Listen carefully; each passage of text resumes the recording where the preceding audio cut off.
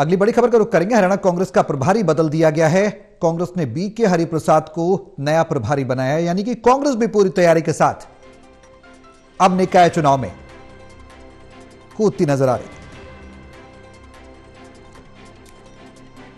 तो हरियाणा कांग्रेस का प्रभारी बदल दिया गया है। कांग्रेस ने बीके हरिप्रसाद को नया प्रभारी बनाया है।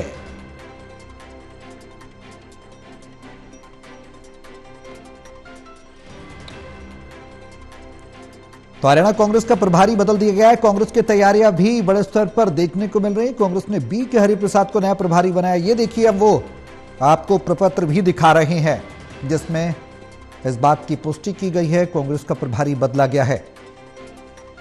देवेंद्र कथुरिया हमारे साथ हैं, टोटल टीवी के एसेट एडिटर पानीपत से। देवेंद्र, अब कांग्रेस की तैयारी भी सिरे चढ़ रही है। प्रभारी बदला गया है, कांग्रेस ने बीके हरिप्रसाद को नया प्रभारी बनाया है। अब क्या रणनीति नजर आती है कांग्रेस की? देखिए, आज शाम को हमने अपनी डिबेट में स्वरूप दिखाया था, ये बात भी की थी। जो धर्मपाल है, धर्मपाल मलिक सोनीपत से वो सांसद रह चुके हैं। चौधरी भूपेंद्र सिंह हुड्डा के टाइम के या चौधरी भजन लाल के टाइम के पुराने नेता हैं। आज उनकी हमने एक बाइट दर्शकों को दिखाई थी शाम को। वो कह रहे थे कांग्रेस पूरी मजबूती से चुनाव लड़ेगी, पूरी मजबूती से, ये ध्यान करके सुनने के मजबूती से, पूरी ताकत से कांग्रेस चुनाव लड़ेगी। ये हुंकार शाम को धर्मपाल मलिक भर रहे थे, जो कांग्रेस के बड़े नेता, प्रदेश अध्यक्ष भी रह चुके हैं। और बीके हरिप्रसाद कांग्रेस के, जो अभी आप बता रहे हो कि अभी खबर आई कि प्रभारी बदला गया, बीके हरिप्रसाद ही बहुत पुराने नेता और हरियाणा में पहले रह चुके हैं प्रभारी। मेरे को ध्यान है इस बात का। बीके हरिप्रसाद पहले भी कभी हरियाणा में कांग्रेस के प्रभारी रह चुके हैं। उनको एक बागडोर दी गई। तो मतलब कल कांग्रेस की सूची आनी है, जैसे उदय भान प्रदेश अध्यक्ष बता भी रहे थे। उससे पहले हालांकि बीजेपी ने अपनी सूची आज अभी रात को थोड़ी देर पहले जारी कर दी है।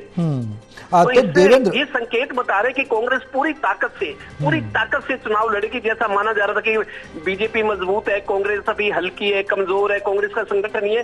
कांग्रेस के जो इनिशिएटिव ले रही है, जिस तरीके से कल इनके उम्मीदवार भी घोषित हो गए, मेरे को लगता है कांग्रेस पूरा जोर लगा रही है, ताकत लगा रही है कि मतलब अगर बीजेपी को कोई मुकाबला दे सकती है तो कांग्रेस ही बड़ी पार्टी है हरियाणा में। और मेरे को लगता है उस तरह के संकेत है कि कांग्रेस वाकई मजबूती से चुनाव लड़ेगी, तैयारी कर रही है। हाँ बिल्कुल देवेंद्र, और देखने को भी अब जो स्टेप इनिशिएटिव्स उठाए जा रहे हैं कांग्रेस के द्वारा, वो देखने को भी मिल रहा है। देवेंद्र, खास बात यह आपने जिक्र किया कि बीके हरिप्रसाद को प्रभारी बनाया गया, पहले भी प्रभारी रह चुके हैं। तो क्या ये मान लिया जाए कि कांग्रेस इस बार अनुभवी नेताओं पर ही दांव खेलना चाहती है, पुराने चेहरों पर ही भरोसा जताना चाहती है?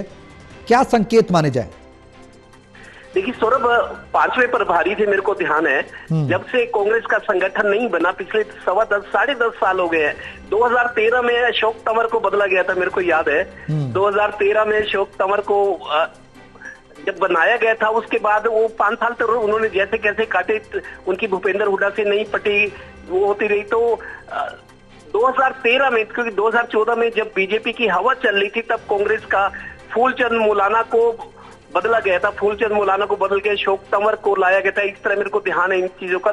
10-10.5 साल पहले, इन 10 सालों में नहीं अपना संगठन बना सकी कांग्रेस, उसका खामियाजा भी भुगता है। अभी बीजेपी वाले विधानसभा चुनाव में भी हम लगातार अपने दर्शकों को बता रहे थे, बीजेपी के नेता कांग्रेस को पर तंज कसते थे कि जो अपना संगठन नहीं बना सके वो सरकार क्या बनाएंगे। और वाकई बीजेपी ने सरकार बनाकर दिखा दी और कांग्रेस को बहुत खामियाजा, बहुत नुकसान उठाना पड़ा है संगठन ना होने का। अब जिस तरीके से प्रभारी बदला गया, कल उम्मीदवार घोषित होंगे, अभी चुनाव होने हैं, अभी टाइम था कांग्रेस के पास। मेरे को लगता है एक करेक्शन इन्होंने की है। और जिस तरीके से दीपक बाबरिया पर आरोप लग रहे थे, वो बीमार पड़ गए जब विधानसभा चुनाव थे और जब गिनती होनी थी, उनको मैसेज आया, वो मैसेज नहीं पढ़ पाए, विवादों में घिर गए, उन पर भी आरोप लगे। उदय भान और भूपेंद्र हुड्डा और दीपक बाबरिया की आपस में बिगड़ गई। बहुत ज्यादा मतलब नुकसान हुआ इन फाइटिंग में।